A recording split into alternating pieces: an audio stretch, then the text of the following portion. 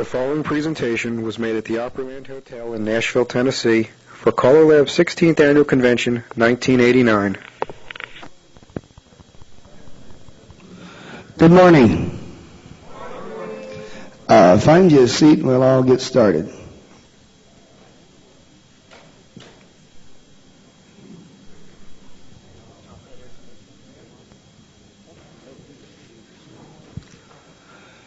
Okey-doke.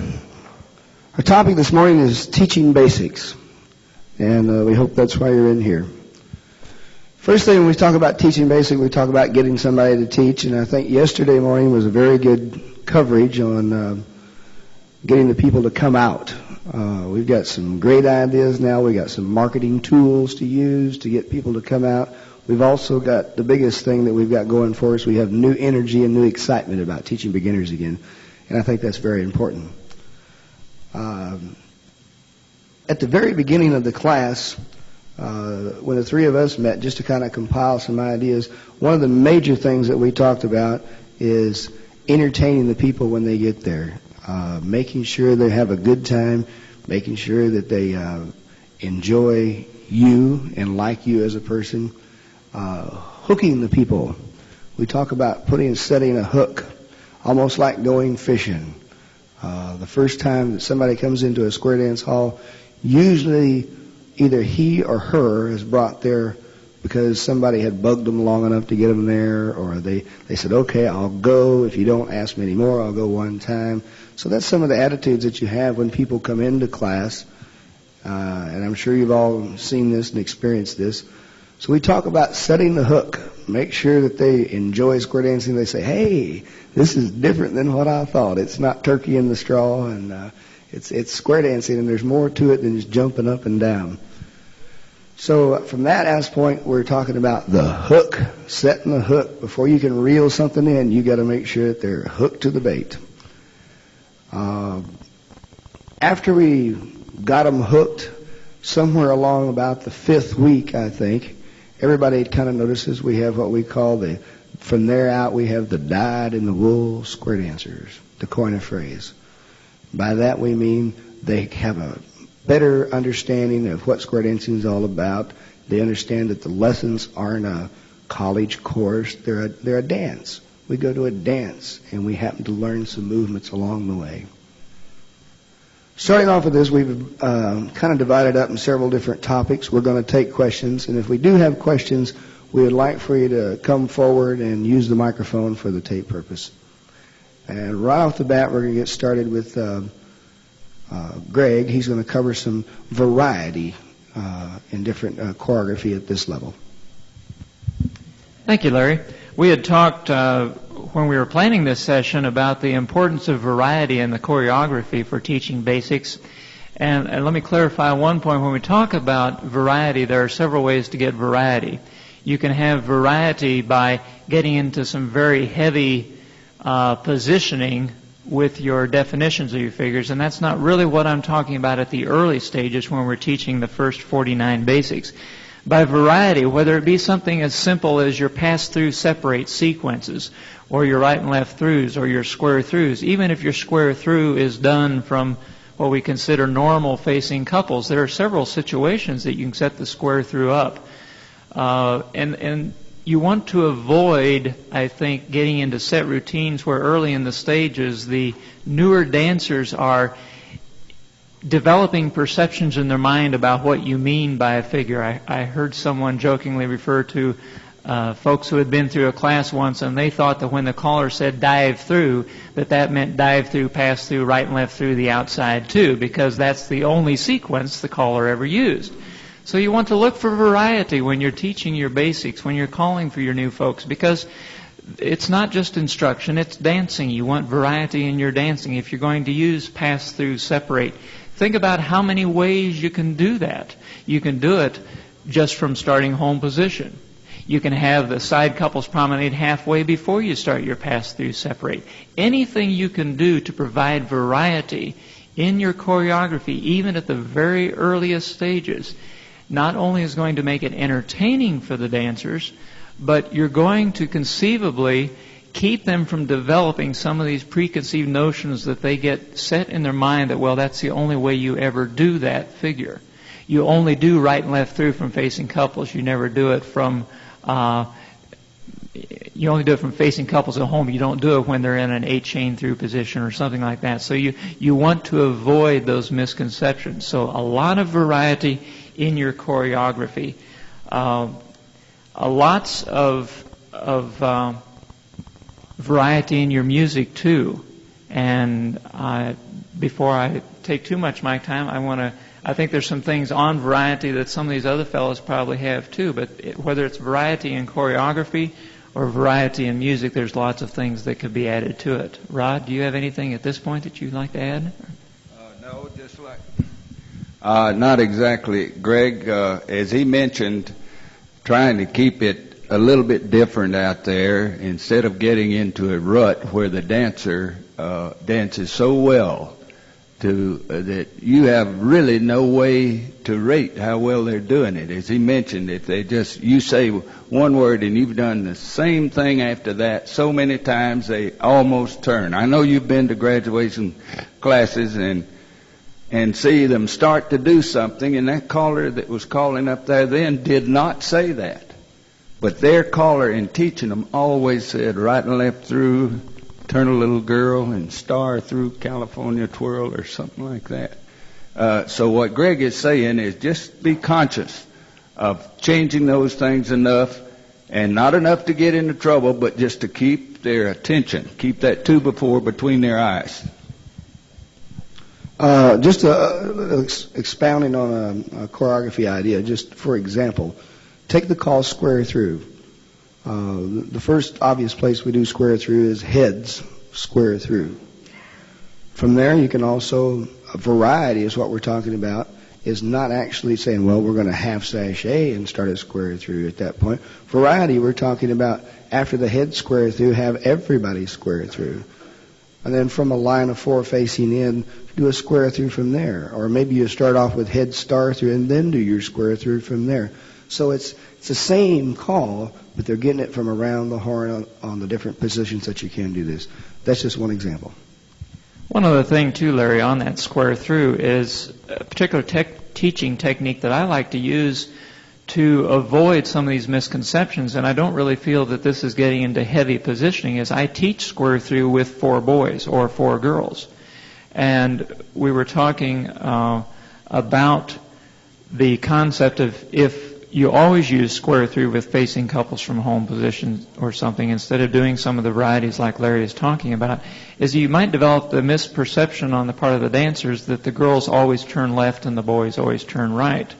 So by teaching square through with the same sex, I am not yet getting to the stage where I'm doing things like square through from half sashayed, which is a little bit more on positioning, but I'm just teaching them right from the start that the square through has a definition. And the definition is that you're turning in toward the group that you're working with. Bob, did you have something on variety? Well, basically what I try to do with mine is as I start the class out, each time that I introduce a new basic to them, I'll just let them know that one thing about learning new basics and adding to your program is that you can change how you put them together. You can change the routine, so to speak. Every time you add a new basic, you can take the ones that you've used before and switch them around in a different setup. So they're not into a set pattern. I do this from day one, from the very first night of class. You can take the very simple basics and make it very interesting, and I think you'll retain your dancers a lot longer. At least I've been very successful with the classes that I teach. I have a very good retention rate, and the club does a good job of getting people out. And I think variety helps retain those people. And so that they don't get into a set routine where if they go out and they dance to another caller, they can't dance to him because he puts things together differently. If you get them accustomed to that from the first night, I think you've won those dancers.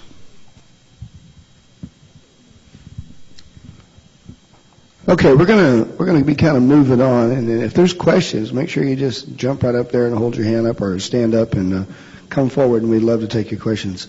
We're moving on kind of rapidly, but we're going from variety versus DVD, how much of each one you should use.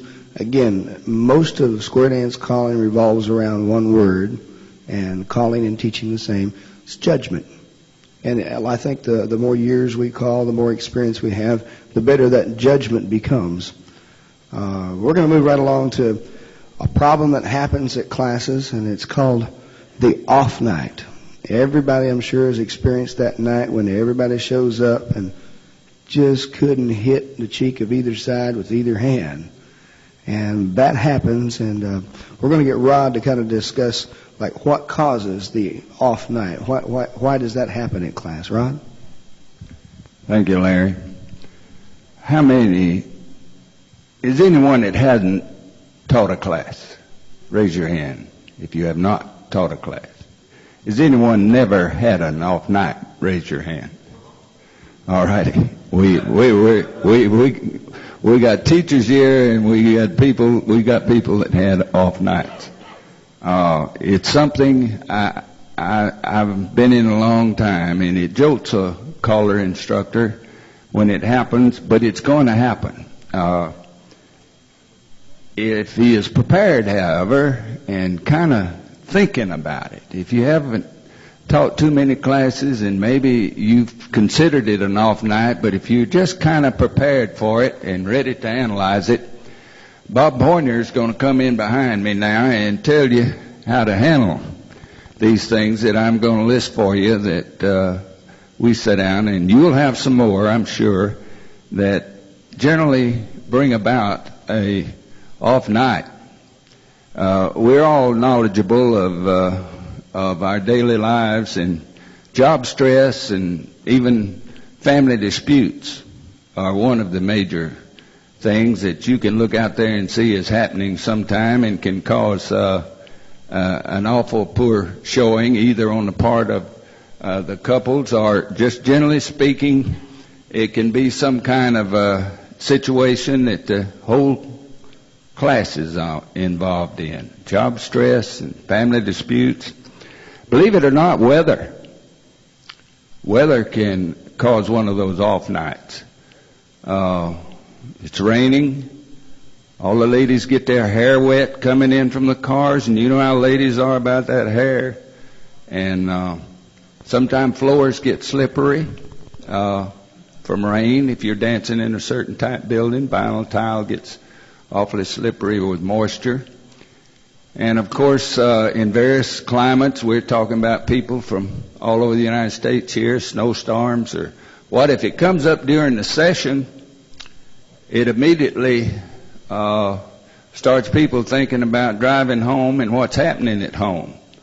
Did they have a babysitter there with the kids or what? And so these are just little things that you can connect to a downfall in attention or lapse of attention. Sometimes the old memory bank just spills over. Somewhere in the early stages of a class, and I'm talking about after probably, as Larry says, the hook is in, they can absorb so much and so fast.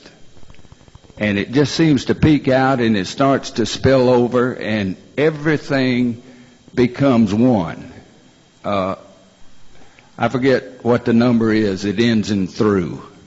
But every time you say through, you may get any one of those 27 words in front of it. Because they are muddled with overloaded computer, we call it. Now, one of the easiest traps for one off night is a real good night the session before.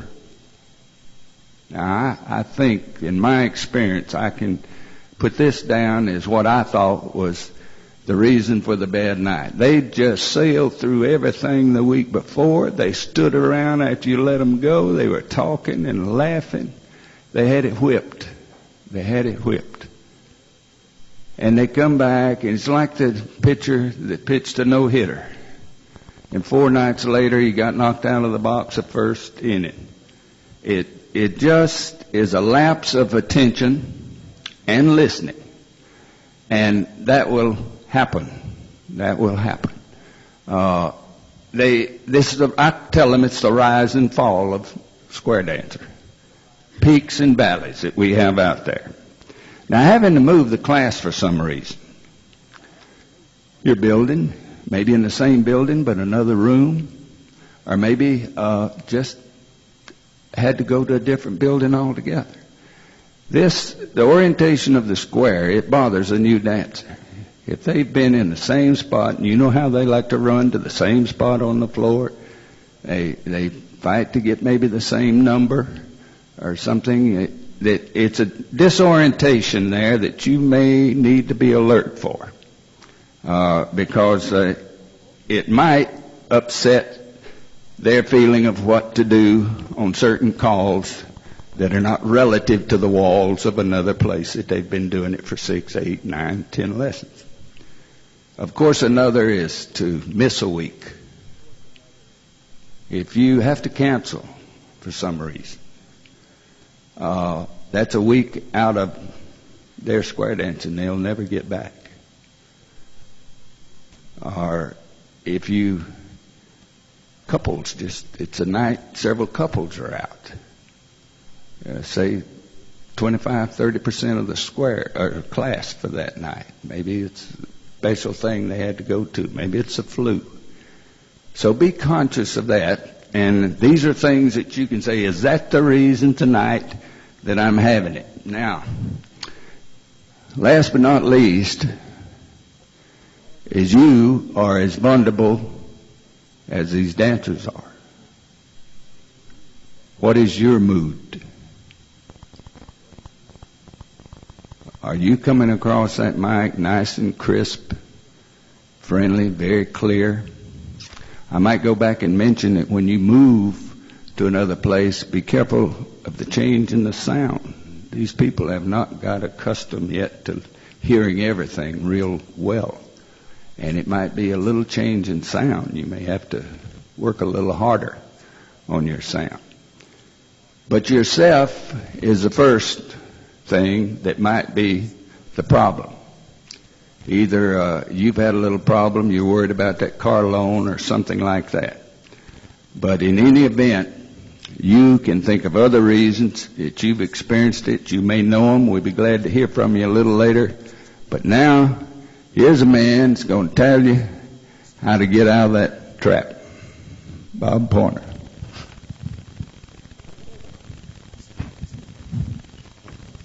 I'll attempt. At least I can tell you how I handle the off nights in my area. First of all, when you get to the point where you come into the evening and you notice that, boy, things just aren't clicking the way they did last week. You got to figure out what's wrong. You review each week. Okay, I start my class out the very first 2 tips of the evening. I review what we did last week, so that if you've had somebody who has missed a week, then you can pick them back up. So you've eliminated a possibility of one of the problems right there. Because then that person does not feel left out. They feel part of the group. But then another thing that you can do later on in the evening, if it comes after those first 2 tips and you find that you've got a problem, maybe you're giving them too much, you can back off. Let them dance. Show them that they really do remember what they've learned in the past few weeks. So just basically back off from the heavy stuff. Give them some of the simple, easy variety and routines, and let them dance. And then maybe it's because of their job stress or their family feuds that they're really having a problem. Okay, let's go to the family feuds. I eliminate family feud problems from the very first night. The very first night when I start a class, I set the people down and I talk to them for about 5 minutes. to let them get accustomed to a different voice. I'm teaching in the Chicago area where a southern accent isn't heard very often unless I'm the caller. Basically, they don't understand some of the words I say. So I want to talk to them first and let them get accustomed to my voice. After I've accomplished that, I ask each angel couple that's responsible for bringing the couple to split that couple up. And then if I have a lot of people who have come in just because they heard about it, read it in the paper, maybe they had an ad over the radio, or maybe they saw us performing at the mall and they took one of the flyers and filled it out. I have the other angels take those people, introduce themselves to them, and split them up. I dance my class as split couples from day one. And I do that at least 50% of the way through the class so that they don't argue on the way home as to who made the mistake, if there was a mistake made. And if they've been fighting before they get there, they're in different squares. I don't even let them dance in the same squares. It eliminates that problem. And then during the breaks, I make sure that I get out and I talk to each of the new people. You may not be able, if you've got a large class, you may not be able to get to all of them the first night, but by the end of the third week, you should have at least been able to get around and introduce yourself to each individual. By the time you get halfway through your class, you should know everybody in your class. This, I believe, helps to retain your dancers also if you show that you really have feelings for those people. And then the main thing that you want to do, as I said before, is get them dancing. If they're really having problems and the squares are breaking down, they're not having fun. You've got to get them moving again. Now, one thing that I also explained to the dancers the very first night is I say, don't be ashamed of making a mistake, because we all make mistakes. Everybody makes mistakes. We're all human beings. You're going to make mistakes. But I tell them that if you do make a mistake, make sure that you laugh first. Because when the other 7 dancers in the square start laughing, they're not laughing at you, they're laughing with you. And this seems to get a big chuckle from everybody, and they enjoy it, and they have fun. And the main thing is you want to get those people dancing.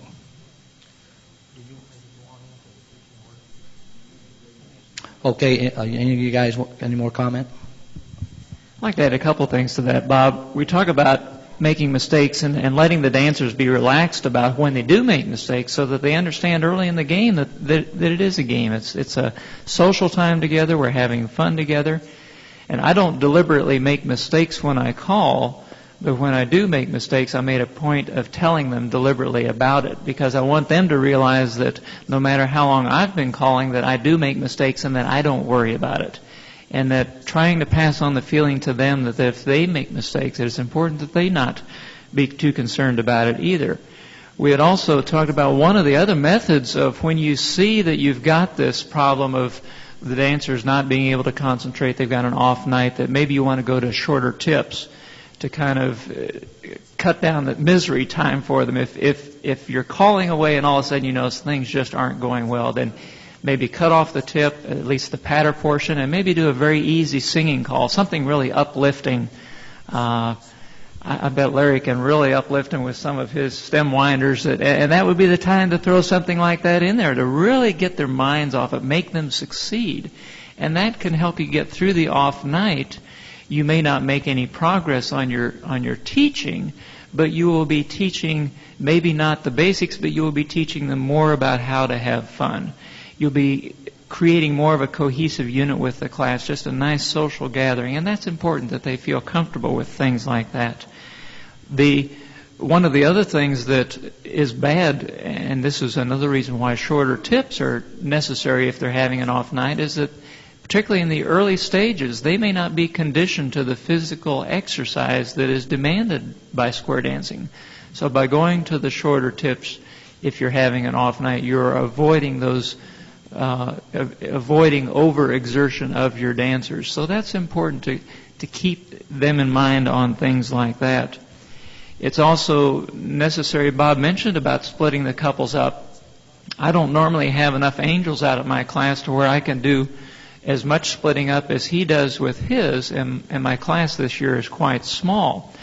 But I try to emphasize to the dancers that each of them is going to learn some things maybe at a different speed than the others. Some of the folks in my class this year have danced traditional square dancing for years and years, so they already have a foundation in dance as dance exists itself, maybe not in the choreography that we're doing. So there are different levels of ability that were brought into the class from day one. And I try to encourage the people to share their experience. And what the message I'm trying to pass on to them is don't form cliques. Because you've got people here who it's going to take a little bit longer to learn, either because they've never square danced before or they did miss 2 weeks in a row because of a job relocation or something. So it's going to take your effort and your effort and your effort to make sure that they progress along with you. So I tell the whole class to share your knowledge, your joint knowledge, by spreading your experience around so that hopefully they will get the idea that they're not there just to have fun, but they're also there for good fellowship and to help one another. I think Bob had one more comment. I just wanted to mention that in some classes that I've had, maybe 3 or 4 weeks into the class, I found out that I had 1 or 2 individuals, or even more sometimes, who had a hearing problem. They always danced way back in the back of the hall because they didn't want to be in the limelight, so to speak. Well, when you do find this out, because you'll notice that they're not getting through too much. The angels are really having to struggle to get them through. And so I will talk to the individual, and as soon as I find out what the problem is, I will talk to them and ask them if they'd do me a great big favor and come up front and dance where I can keep an eye on them and see where they're having the problem, and maybe show them a little bit easier how to get through that particular call. Maybe give them just a little extra patience, so to speak. And I think that helps the individual who has this hearing impairment. Some people have a hearing problem and don't want to wear their hearing aids because it embarrasses them. And so you have to be careful with how you approach these people, but I've been very successful with this. I haven't had any of them quit my class or get mad at me, and they all come up and they'll dance up front, and they thank me later for doing that. Said it sure did make it a lot easier, Bob. We do appreciate that. And I think that's another thing that you can try.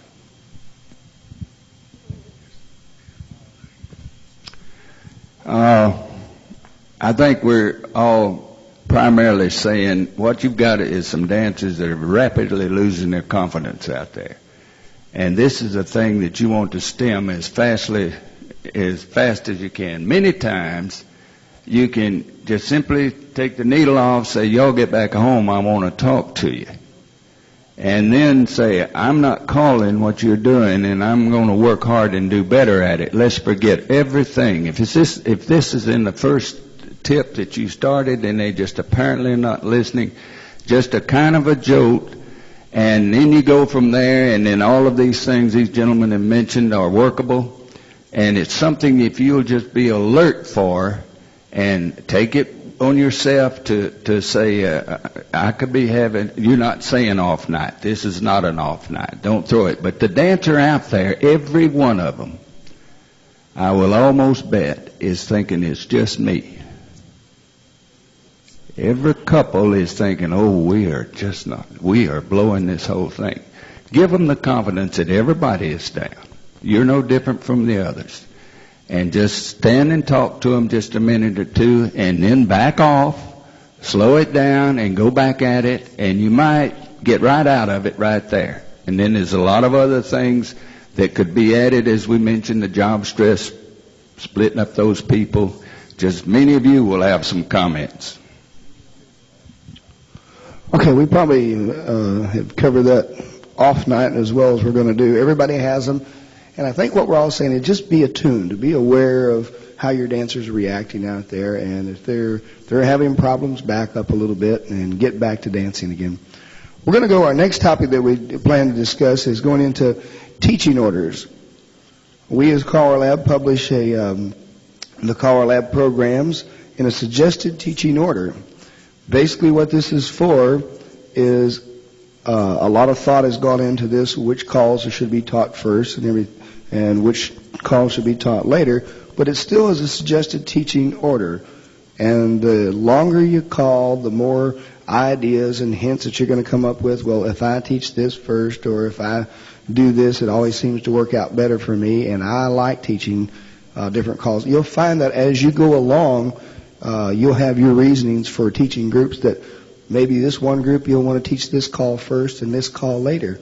Next group you'll want to turn that around. This is different reasons. We're going to get Bob to start off talking about going by the list, basically straight down, starting with number 1 and going through the program. Bob. Okay, in our area, of the Chicagoland area anyway, the Dancers Association sponsors new dancer dances.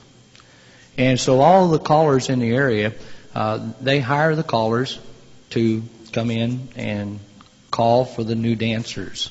And they do this every week after so many weeks have gone into the class. So generally about the 5th or 6th week, they have their first dance, so that it gives the new dancers more floor time.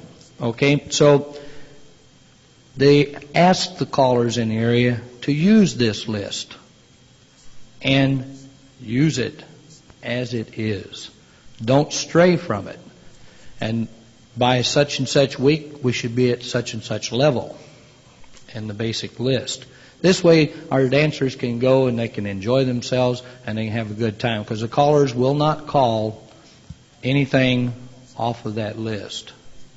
We go by the teaching order.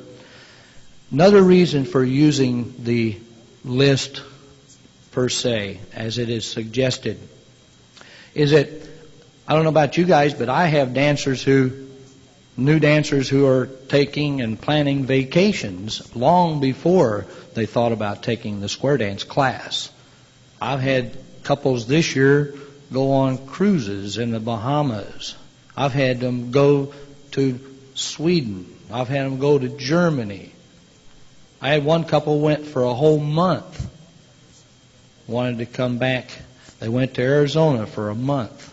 I had some go down to the valley where Larry's at for 3 months and wanted to come back into the class. Well, I teach by that order so that these people, hoping that across the country we have the same situation. And they asked me, can you help me define where a good square dance class is in a given area, where they'll tell me where they're going. Had a couple go to South Florida. I gave them a name of a caller. I told them, I said, call Jack Lasry. He can tell you where the classes are and pretty much tell you if they're teaching by that order. Every couple that went on vacation this year or went for the snowbirds that have come back, come right into the class and they've had no problems. Maybe I'm lucky that the guys where they did go were teaching by that order. Okay, now I stray from it just a little bit within a week or two. For example, I don't know how many of you have problems with when you teach a square through. If you teach a right and left through before you teach square through, invariably somebody's going to, after the first hand of a square through, is going to courtesy turn. How many have that problem? Okay? I remedied that problem by teaching square through first. I teach square through first, and I'll call it for 2 weeks before I teach a right and left through. That does not mean that you do not teach ladies chain. I teach ladies chain. I teach courtesy turn as a term all by itself. I have no problem with that. They get through it. They have no problem. When I get to the right and left through, it makes it a lot easier. Because then you can say, fellas, give that lady a right hand pull by, courtesy turn. You don't have to teach courtesy turn in. I feel that if you do the right and left through first, when you give that instructions for the square through, they're going to invariably courtesy turn that girl before you can get any words out of your mouth. Now, there was another one I wanted to... Oh, on a grand square. I learned from Jack Murtha at a CALLERLAB convention the easiest and simplest way to teach grand square. And you can teach it in less than a minute's time and have everybody on the floor doing it, even at a one-night stand. I do it so I can do a singing call at the one-night stand and sing to the people. The way to teach a grand square for me that was very successful was I take my square and I divide each couple. For example, the heads. Put an imaginary wall in between the couple, right straight across and right down the center of the next couple. And then another intersecting one for these side couples. You have the sides face. Everybody's looking at the same wall. If you're close to it, you back up. If you're far away, you walk 4 steps. And you let them do that. Then you say, now where's the other wall that we had? Everybody turn and face that wall. If you're close to it, back away. If you're far away from it, walk to it. 4 steps. And you keep doing that until you get them halfway through. You say, well, we've made it halfway. Then you go and you teach them. Let them walk through the other, and they'll do it by themselves. Just tell them to remember those walls. And I found that to be very successful in teaching grand square. I do it at every one-night stand. I had a father-daughter dance for the Girl Scouts just a few weeks back. I had over 350 fathers and daughters. It gets bigger every year. I have it every year. I haven't gotten the key words to them yet on how to get the dads to get Ma out to teach them in a class. But we're working on it. We get a couple or 3 every year, and I think it's going to work. These things, by teaching them, they'll go back and they talk about it to their wives. And we get 2 or 3 every year, as I say. Now, to me, if you go out on a one-night stand like that, maybe it's just a father-daughter, or maybe it's a mother and son dance. They have those too. If you can show them a good time and show them variety, that would help us to get people out. Okay? Okay, I'm going to take the opposing side from teaching straight down by the list. And some folks are going to say, well, this is bad. I'm not saying it's the correct thing to do. I'm just saying it's what I do. I tend to lean to the popular calls first. When we start a beginner class, I'm going to get them dancing just as fast as I can. The less time that I have to just let them stand and listen to me talk, the less I do that, the better I think the class becomes. I want them dancing in about 30 seconds as soon as they hit the floor.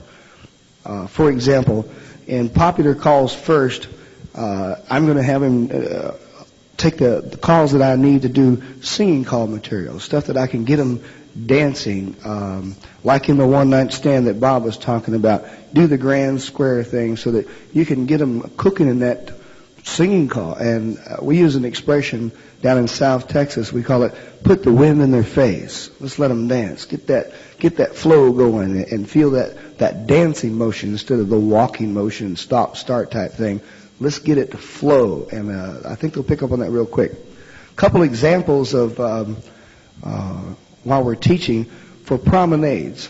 I everybody says, well, promenade's pretty simple. You know, you can stop and tell them how to do it. But to eliminate the stand time and just for them listening, I'll have them get in their circles of 4 and not really even, or I usually start in a large circle to begin with. I don't know how many do this, but if I have room in the building, I'll get everybody up in one large circle, and I don't tell them, girls, you know, you get on the right, and boys, you get on the left. I don't even tell them that to start with. We get them up in a great big circle, and there'll be 2 girls talking to each other and 2 guys talking to each other side by side. And I have everybody join hands and walk to the left. Pick up the beat, shuffle your feet. Circle to the right, go the other way back. I just now taught them a call. Circle to the right. Even though we walk to the left, now we're circle to the right. Then you can circle to the left, go the other way back. You've taught circle right there, even though you've never stopped and show it. If you circle right and you drop your hands and go be single file, this is pretty common knowledge I refer to as street people. They don't dance yet. They come right off the street and they're learning just their first night. From that point, you can stop and say, guys, the girl that you brought to dance with tonight, is she in front of you? Well, be surprised as we go through square dancing, we forget, put somebody on your right. You tell that to an open audience. We could go down here to the insurance salesman and say, touch the person on your right, and I bet you half of them go like this. So you got to really break it down to fine basics. So as we say, put the girl in front of you, that's very obvious between front and back. Just little examples. Other calls that I like to do is, before I teach circle 4 and make a line, I'm going to teach California twirl. It's so much easier to get them to circle halfway. Now, the couple that's got their back in the center, California twirl and roll the line out, I can't teach that twirl on the end of the line where she goes under the arm. I teach it as kind of the California twirl as you're backing out to that line. It helps me get them dancing faster. And my full intent at the very beginning is to get them to move, get them to dance, and get that wind in their face. Other calls, slide through. I like to teach slide through early. It's one of those no contact sports. You don't touch hands on the slide through. But if you can have the heads doing slide through again, pass through. It gets them the idea of the footwork or the footsteps that you're going to be taking in doing square through.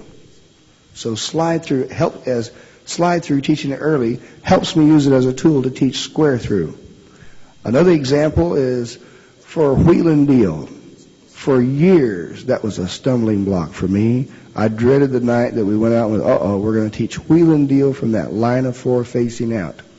You take for granted these people have just learned to do one thing, listen. Second thing you're trying to teach them is listen. And the third thing you're trying to teach them is listen.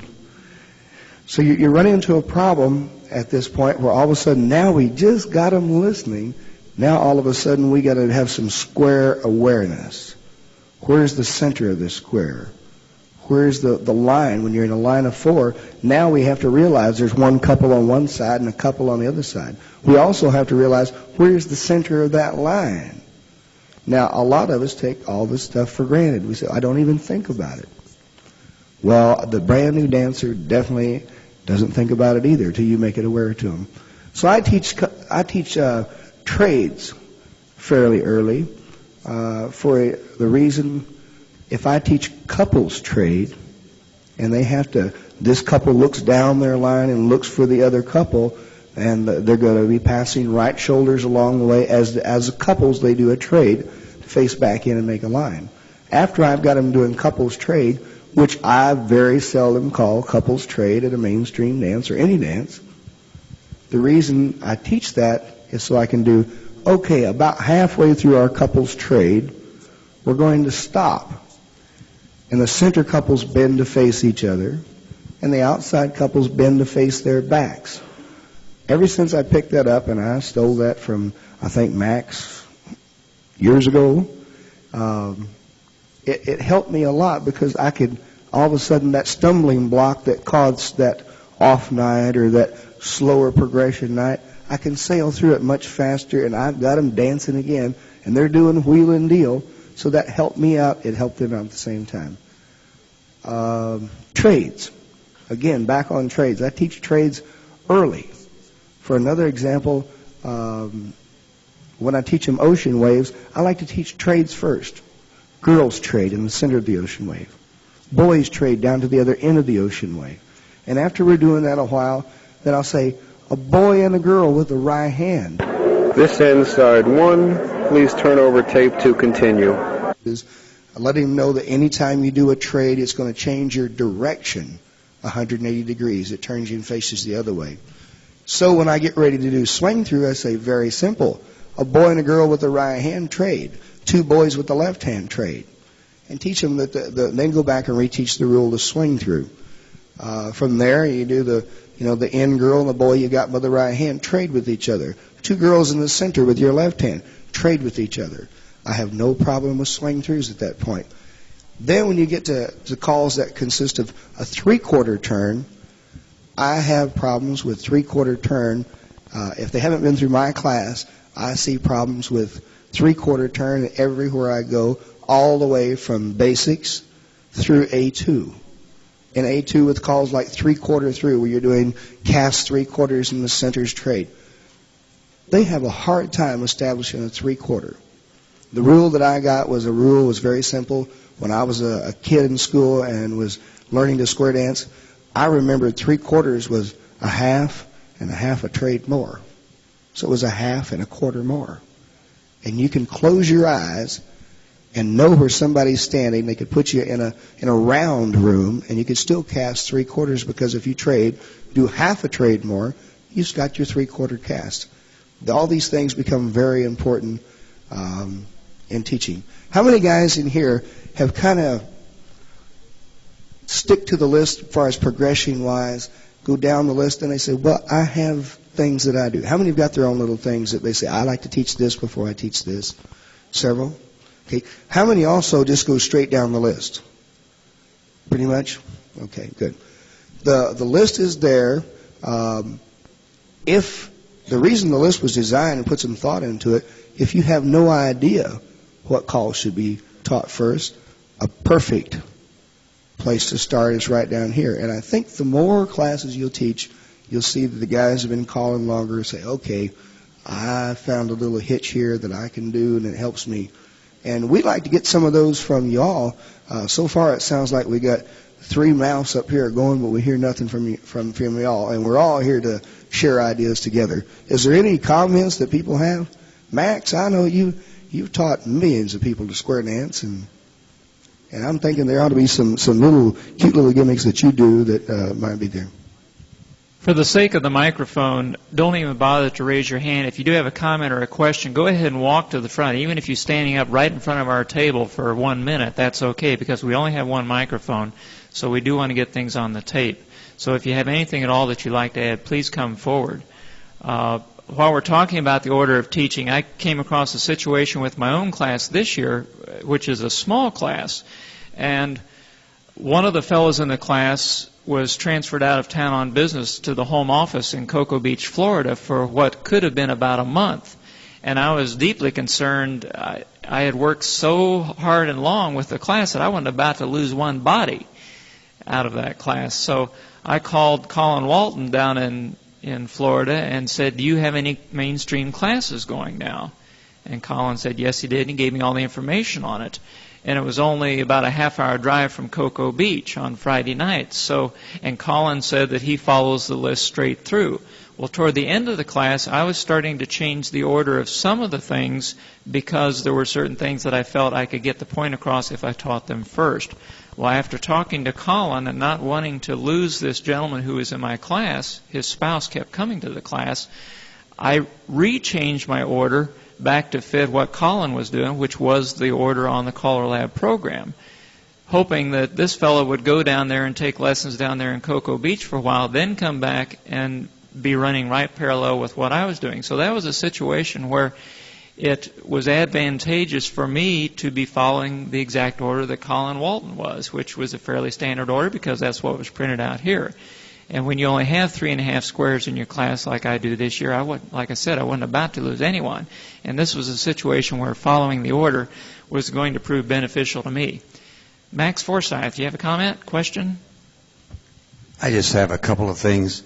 And if I say anything that is exactly opposite of what you said, just realize it's a different opinion.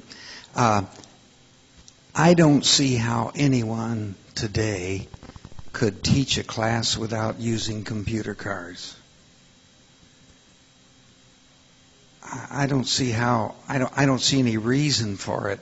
You know, I say we brought a man down front. Well, the computer card moves them around, and they dance with everyone, and you don't have to worry about your sharp people always trying to get together and the others. To me, it's it's like having a television and not using it. Yeah, how many do use computer cards in their classes? How many do not, just out of curiosity? Oh my. Oh, for newer callers, the computer cards, as the people come in, each male dancer who's dancing the part of a male, we always have two ladies dancing and this kind of thing, gets a computer card. If you have 8 couples, you can dance by computer cards. It tells me automatically where I'm going to dance, and so it shares the wealth. I look at the computer card, I'm the 10th couple in, I look at the first number under 10, and I find I'm in square 2. No, well, the first tip, I'd sit out. And so there's a little dash, and that means I sit out.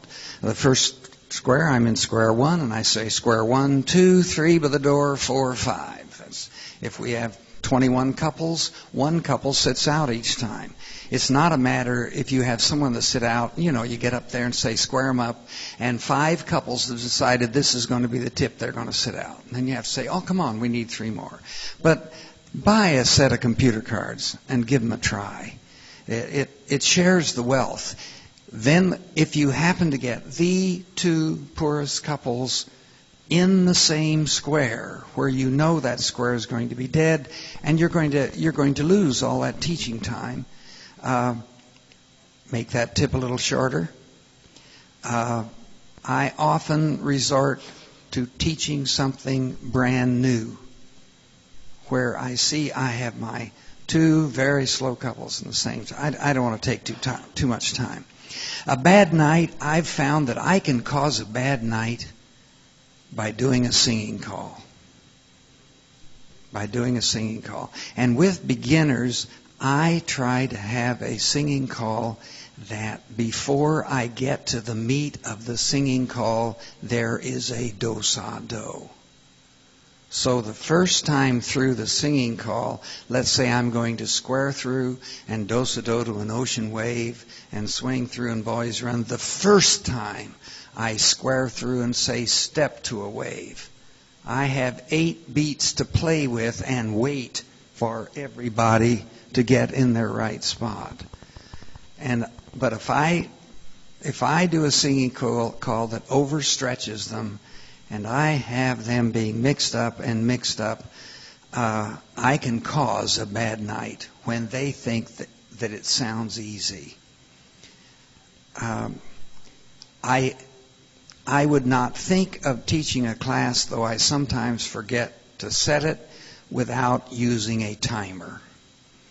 I have a little beeper timer that I set, and I have learned how long I think I can keep them on the floor and keep their minds working.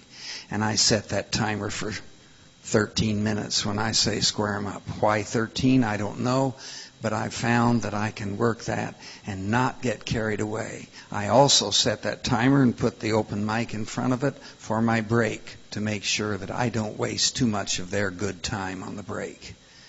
And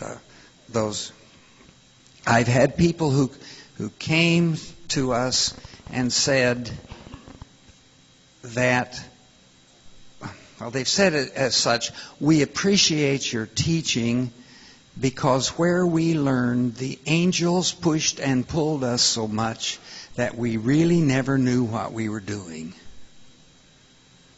And angels can be an advantage and a disadvantage, and if you must repeat. I think you can also change the whole atmosphere of your class and your club if you show so much patience that everyone becomes ashamed to become impatient with someone else in their square. The caller must be so patient that everyone has to come to you and say, "My, you have the patience of Job." If you can't show that much, if you show that much patience, everyone is ashamed to be impatient with the others in their square, and you'll probably get everyone through. Thank you, Max. There's several comments on there that I know a lot of us may say, well, yeah, we think about, but we forget to bring them out, and I'm glad you did. You touched on one thing on the singing calls, and I think the singing calls in classes are great because as somebody outside of square dancing, the first thing they relate to is a song that has a set routine to it. And this kind of relates quicker to them, I think, to square dancing. I had to run a thing where I start singing calls the first night, but I don't do a lady progression thing, change of corner. Go to the corner and Allemande left, come back and swing your partner, promenade home, because there's another teaching step in singing call that happens in the middle break, halfway through a singing call when you change the progression of the ladies. All of a sudden in the middle break, it's Allemande left, right, and a left grand. And if we're not really watching the timing, halfway through a right and a left grand, we're saying, when you meet your girl, swing her and promenade. And they think, well, that's the girl I come with. That's who I'm talking about. No, it's the difference. There's a difference between your partner and your honey.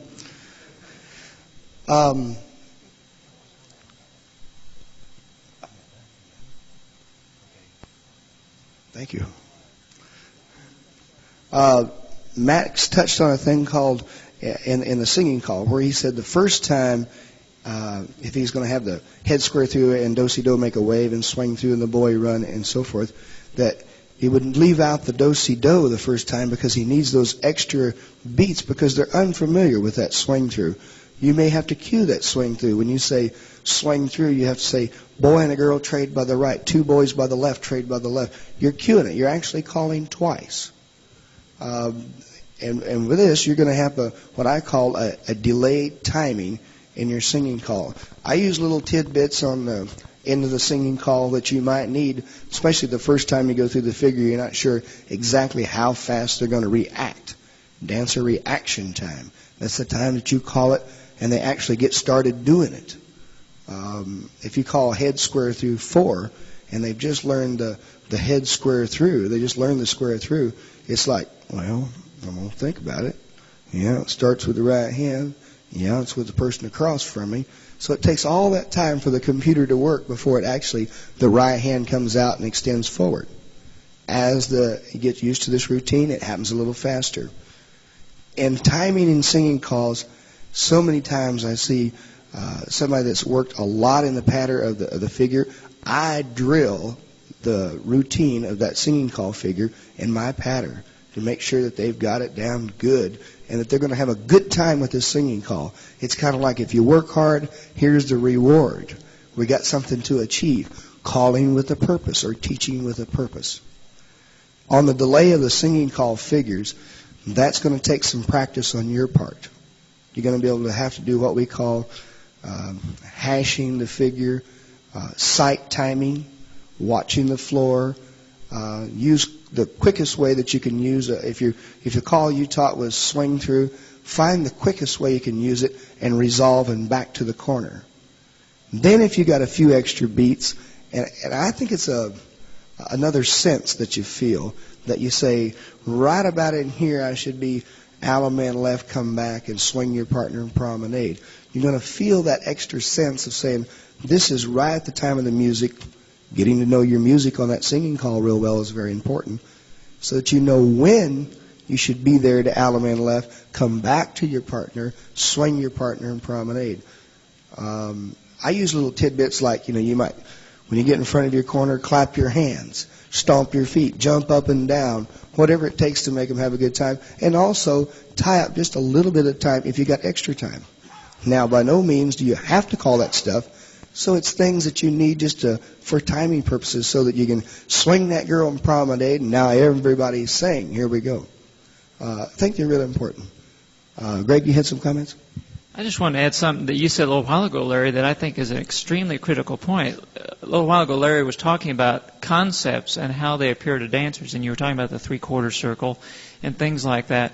And that's so true that these concepts that we take for granted as callers are difficult many times for the newer dancer. And I really enjoy, in preparing for class, looking back at a source like the Sets in Order teaching manual where it shows trouble spots and talks about some of these concepts, because, as Larry says, even though these concepts are easy for us, it sure helps to have a reminder every now and then on from some other source on what to anticipate where the trouble spots might come on those concepts. Okay, a little topic that we kind of left for the end. Three of us labeled it Turner. Oh, we got a question? Oh, I'm sorry. They got some guys come up. Sorry. Bo? Well, real quickly, on teaching calls, like you change the progression, like you say, you step a couple calls ahead, as in a square through and in with your trades. In teaching like the wheel and deal, I will teach a double pass through first. Therefore, they already understand a double pass through position. We say you're going to finish in a double pass through position. And also, when I say wheel and deal, rather than saying, I say the two things you always do in a wheel and deal is, one, you always start to turn towards the other couple, and you finish facing the wall that was behind you. And that's the two concepts, not who, but what you face. Those are two concepts you think about on a wheel and deal. To make it be just on the grand square, of course, the way I used to teach, I'd have everybody be head couples and teach it as a heads, and then everybody be sides and teach it as sides. That's one method. Another one I've been doing lately is teaching to remember that there's only two people you ever face in a grand square. It's your partner and your opposite. So if you're close to them, you back away from them. If you're far, when you turn, you walk towards them. And that's something that helps teach it. And on the square through, what I'm doing is I teach it one hand at a time. You give a right hand, pull by. That's one hand. Now you turn and face the one beside you. And left pull by. That's two.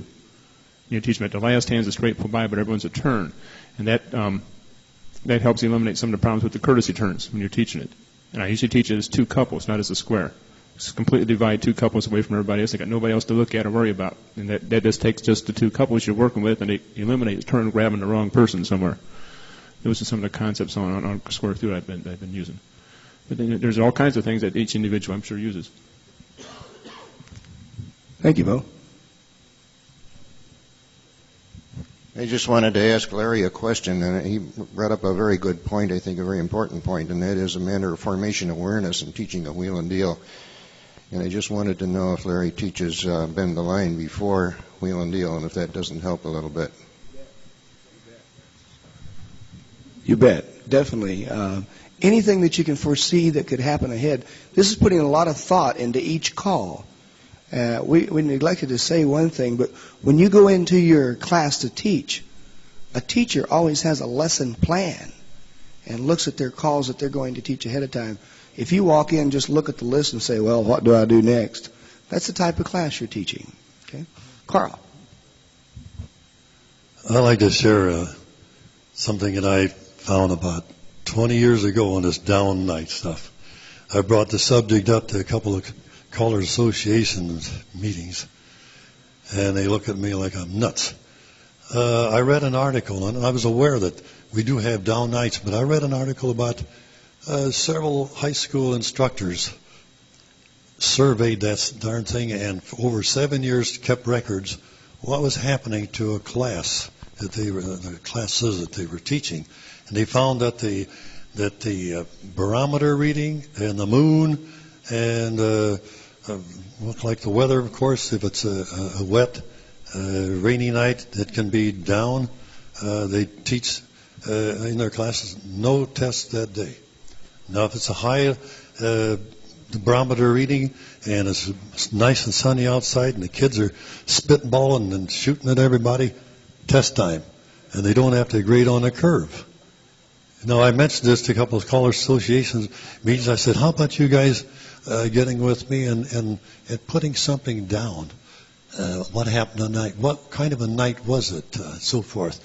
If the president, for instance, was shot, it was a good barometer reading high. That sort of a thing can affect the whole group. In Fort Wayne area, we just had a young 4-year-old boy that was lost for several days in the home. crowd in Fort Wayne was out there hunting for him and everything, and all of a sudden they lowered the dam rollers there. No, that wasn't a curse word. That's a dam is water holding back, you know. I didn't go to the dam to get some damn water because I didn't want any damn water, you know. But they lowered the dam rollers, and sure enough, they found the boy. Well, I would figure that night if I were teaching and the people had read that in the paper or on the TV, that I'd look for a downer night there. You know, I think that will affect everybody. So think about that. I wish we'd take several of the fellows and write down what's happening that night. What kind of a day was it? Was the barometer reading high, low? I think there's something there. These guys that were professional instructors knew it. I talked to a gentleman, I don't know if he's in the room here today. I sat next to him yesterday, and he said, yeah, I believe in that. We didn't have too much time to talk. But he said, I know when there's a full moon, there's more babies born. Thank you, Carl. We're going to have to wrap some of this up because we've only got just a few minutes left, so we're going to kind of cut off some things. The last little subject that we want to kind of touch on briefly, we labeled it Turnaround Charlie. Everybody in the class has got a Turnaround Charlie, and or Over Here Betty, and you need to make sure that we deal with these. And Rod, you got a couple things. We're going to go kind of brief on this and things that happen. Rod. Thank you. Back to what Carl said there, we might try to get John to have a session on with some of these instructors that are not necessarily square dance callers. You know, the importance of instruction might be.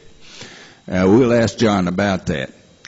Larry says, turn around, Charlie, and I guess everybody's had them. I don't know if you've been teaching that long, but you'll have it sooner or later. I try to get attention to the problem without saying a name, without calling a name, and give them a little talk about wandering or something. And then not that night and not during a break, because I don't want to lose some couples because of this, but I'll get 3 couples that I trust implicitly and have learned pretty well. And I just kind of go on bended knee and I say, I need your help. I may even talk to them during the week, not even that night, and say, now Tuesday night, I want you to get so-and-so and so-and-so in the square with you. And attempt this. It has worked to this extent. The 3 couples come back and says, when are we going to get some relief? But it did work. And it will cause the other people in the class to see what's happening and be willing to pay the price a little bit. It's worked pretty well for me, but I have had to go even a little further than that. And I think some of these other gentlemen are going to name some of the different ways it can be done. Okay, Gregg has a technique I think that you'd like to hear. I'm not sure it always works, Larry, but because I use a wireless mic when I call, I try to go out and capture Turnaround Charlie before he gets too far away and get him turned back the way he's supposed to be.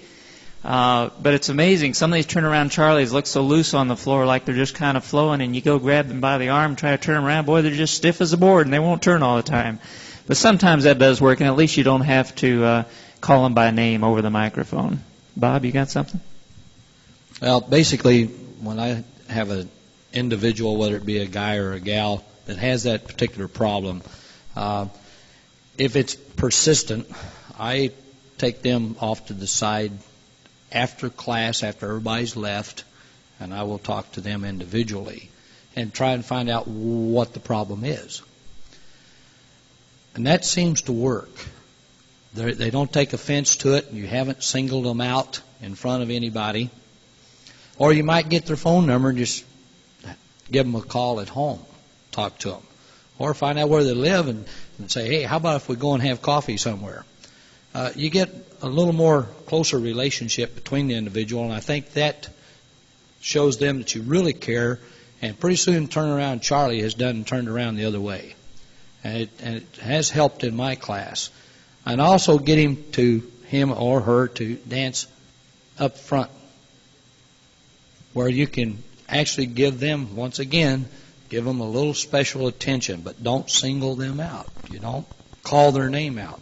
That's one thing I do not believe in. The last of Turnaround Charlie is what you use for a last resort.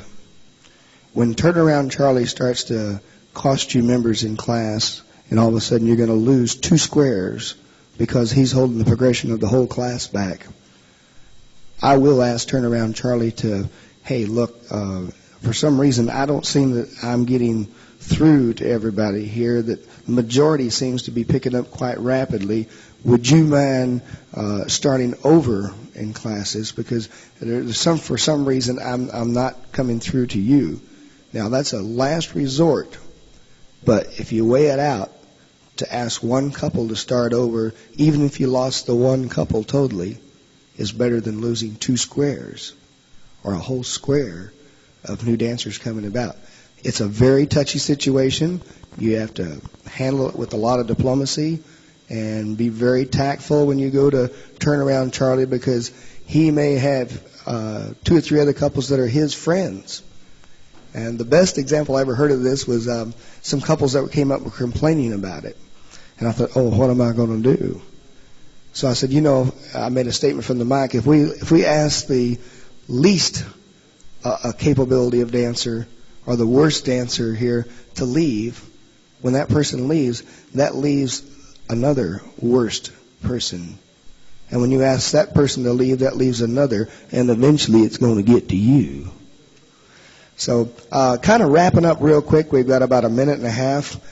Things that we've kind of covered is entertaining the people, setting that hook from the very beginning, making sure they're dancing, getting that wind in their face and having a good time. And after they become dyed-in-the-wool square dancers, where they kind of understand more along about the 5th week or the 10th week, you'll have to feel this out. They understand more, and you can start getting a little beefier with your material. Variety. Don't forget to use variety in your calling. We're not necessarily talking about all position type stuff, but we're saying think about where you go in. Use that lesson plan when you go in there. Be prepared ahead of time. Off nights.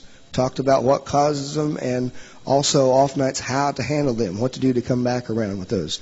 Teaching orders. Take a good look at that. Make sure that when you sit down to teach a call, like they say, before you teach this call, you might want to do this one ahead of time for your group. Then, of course, Turnaround Charlie is a problem that we all have, and